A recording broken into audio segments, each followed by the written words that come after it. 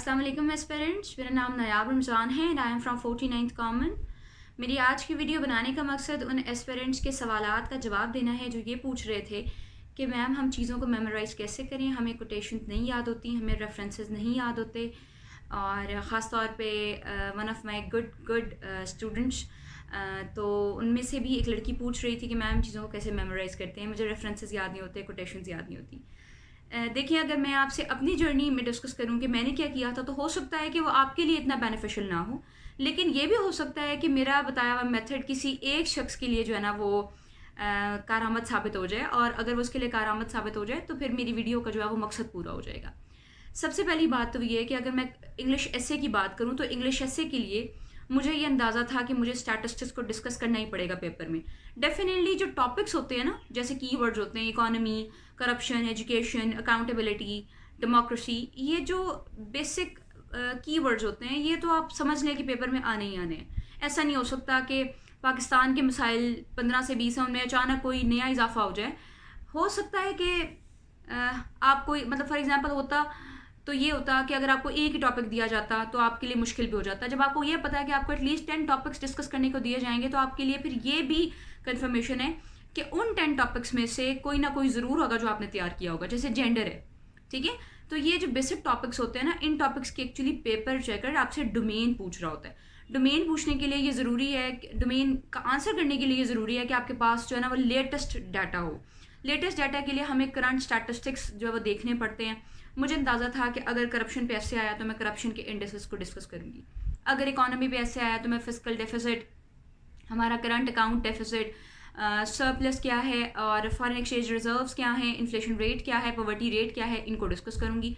अगर एजुकेशन पे ऐसे आ जाएगा तो लिटरेसी रेट को देखूंगी, एजुकेशन के इंडेक्सेस में पाकिस्तान की रैंकिंग्स देखूंगी। तो डेफिनेटली ये एक एस्पिरेंट खुद ही जज कर लेता है कि मुझे लगता है कि ऐसे ही आ जाएगा, और अगर इस टॉपिक पे ऐसे आ गया, उसकी कोई भी डोमेन पूछ ली गई, तो फिर मैं इन जो है ना स्टैटिस्टिक्स को डिस्कस करूँगा। Same was the case with me. मैंने सबसे पहले ये अंदाज़ा लगाया कि पेपर में कौन कौन से जो टॉपिक्स हैं वो हिट हो जाएंगे, और कौन कौन से टॉपिक्स जो हैं उनकी डोमेन्स इम्पॉर्टेंट हैं। फिर इसके बाद मैंने नेट से जो है इंटरनेट से डाटा कलेक्ट करना शुरू किया और उस डाटा को 4 से 5 दफ़ा रिवाइज़ किया। यानी मैंने एक ही पेज पर लिख लिया कि लिटरेसी रेट ये है, पॉवर्टी रेट ये है, करप्शन इंडेक्स में हमारी रैंकिंग ये है। एक या दो पेजेस पे बड़े आराम से अगर आप छोटा करके लिखें, अपना फ़ॉन्ट छोटा रखें, तो ये बहुत आसानी से जो है ना वो आप लिख लेते हैं सारा का सारा पेपर पे डाटा। अब इस डाटा को लिखने के बाद आप उस डाटा को 4 से 5 दफ़ा रिवाइज़ करें और डिफरेंट कलर मार्कर्स के साथ वो डाटा लिखें, तो इंशाल्लाह ताला ये आपके लिए बहुत आसान हो जाएगा। सेकेंडली, अगर मैं प्रेसी के पेपर पे आती हूँ तो प्रेसी के पेपर में सबसे इंपॉर्टेंट वोकेबलरी का पार्ट होता है, एंटोनिम्स और सिनोनिम्स होते हैं। एंटोनिम्स और सिनोनिम्स को याद करने के लिए I used to see the images. Actually अगर मुझे अंदाज़ा है कि अबोर्ड एक लफ्ज़ है तो मैं नेट पर सर्च करती थी कि अबोर्ड क्या है, और उसे देखने के बाद मैं उससे रिलेटेड कोई भी इमेज जो है वो देखा करती थी कि मेरे दिमाग में बैठ जाए। क्योंकि एक्चुअली आपके लिए CSS में पढ़ना ज़रूरी नहीं है, बल्कि रिवाइज़ करना ज़रूरी है। पढ़ना, देखिए, अगर आपकी मेमोरी में वो रिटेन ही ना रहा तो फिर आप क्या करेंगे। रिटेंशन के लिए ये ज़रूरी है कि आप रिवाइज़ करें, और रिवीजन के लिए इनोवेटिव आइडियाज़ जो है अप्लाई करना वो सबसे ज़्यादा जो है अच्छी बात है।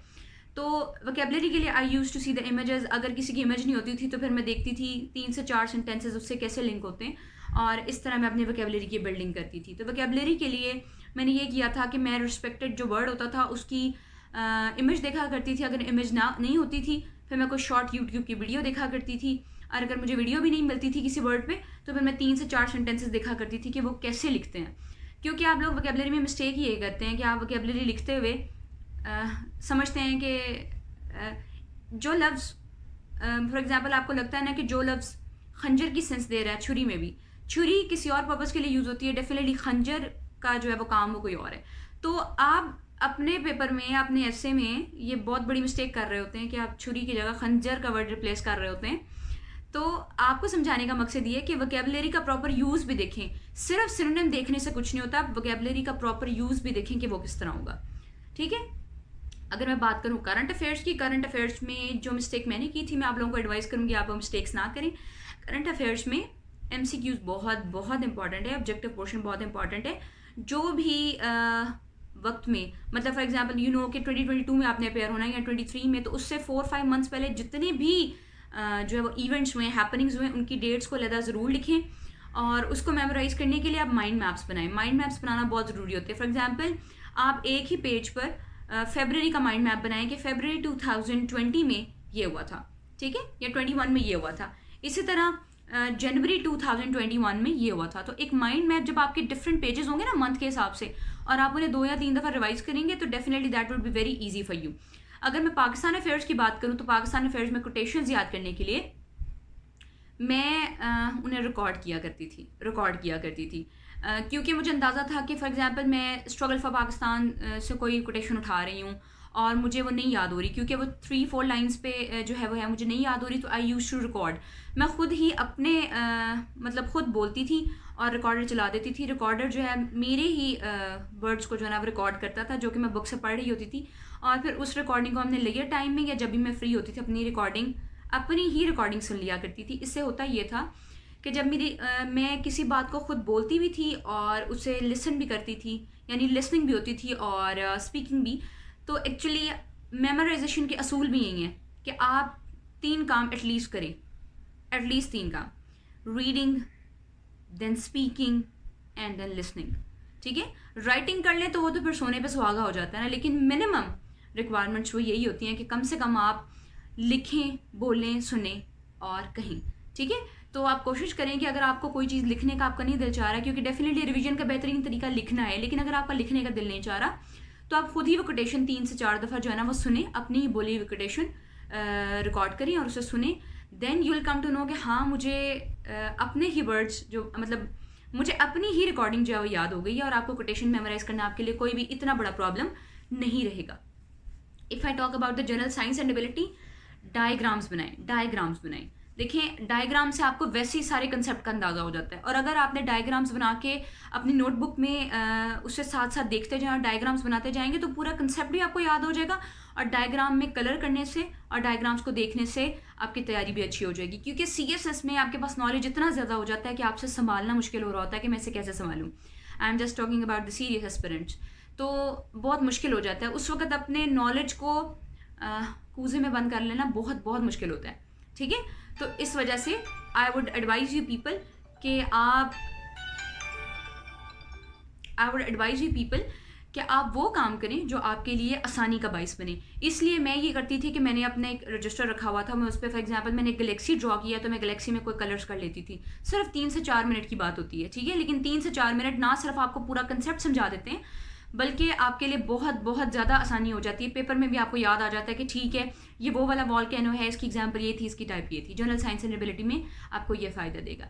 If I talk about the Islamiyat में आयात का कोट करना, हदीस का कोट करना, ये बहुत बहुत ज़्यादा मैटर करता है, और अगर आप करते हो तो आप बहुत अच्छे मार्क्स लेते हो।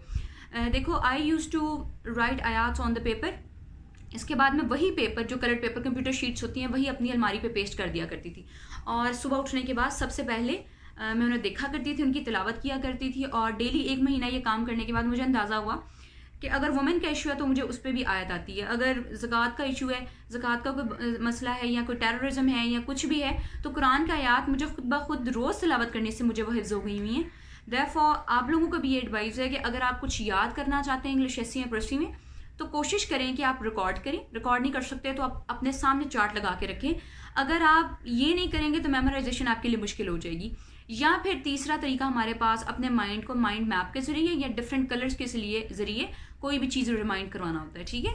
तो आप अगर स्टैटिस्टिक्स याद करना चाहें तो उन्हें एक ही पेज पर लिखें, ज़्यादा पेजेस मत बनाएं, क्योंकि हमेशा दिमाग को वही चीज़ याद रहती है, रिटेंशन तभी रहती है मेमोरी की जब आप एक चीज़ को बार बार पढ़ते हैं। देयरफॉर एक ही पेपर होगा या 2 ही पेपर होंगे तो उनको बार बार देखना, उन्हें बार बार रिवाइज करना आपके लिए आसान हो जाएगा, और पेपर डे पे आपके लिए कोई मुश्किल नहीं होगी, आपको सारा याद आ जाएगा कि फर्स्ट लाइन पे मैंने ये लिखा था, थर्ड लाइन पे मैंने ये लिखा था। और अगर मैं बाकी सब्जेक्ट की बात करूँ तो मैंने आपको रिस्पेक्टिवली बता दिया कि हर सब्जेक्ट में मैं ये किया करती थी। इंशाल्लाह ऑप्शनल्स के लिए भी आपसे शेयर करूँगी कि कौन कौन से टिप्स होते हैं और कैसे करते हैं। नेक्स्ट वीडियो में मैं कोशिश करूँगी आपको बताऊँ कि वोकैबुलरी बिल्डिंग कैसे होती है और वोकैबुलरी को हम इन्हांस कैसे कर सकते हैं। अगर आपका कोई क्वेश्चन हो तो कमेंट बॉक्स में ज़रूर पूछिएगा, I will try to answer. Thank you.